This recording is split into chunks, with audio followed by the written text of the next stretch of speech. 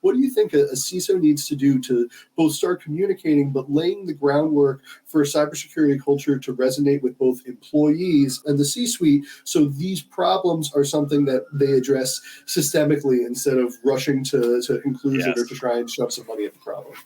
And that rushing, that knee-jerk reaction, unfortunately, it has to happen sometimes, right, with certain things. But the more forethought and the more insight you have into the future and where the attackers are going, what technologies are potentially at risk, areas that you're going to be vulnerable in the future, the more insights you have to that, the better you can plan strategically. That's good. So it means there's less surprises.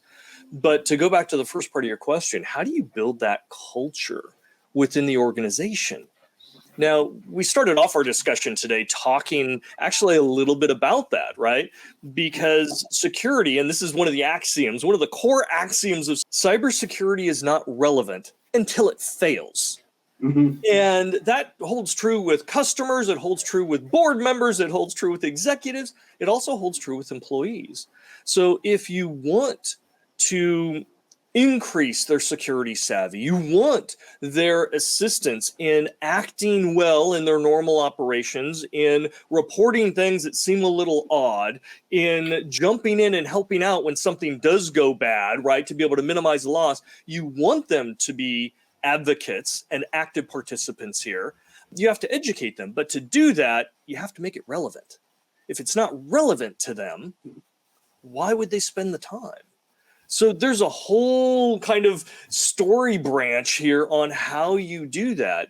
But the most important thing to understand is the relevance of one person or group is not going to be the same as the other. If you sit down with HR, for example, human resources, and you ask them, okay, what are they worried about? They're going to be worried about the confidentiality of data. Right? Don't let the HR records get out. We've got regulations, we've got liability, and you can ask them, well, what happens? What would you rather have? Would you rather have it go, your HR system go down for a couple of days, or this data get out? I'll take the downtime. Yes, just don't let the data get out. Okay. You go over to finance, right? The bean counters of the organization, and they've got a different story, right? Don't let anybody change the data.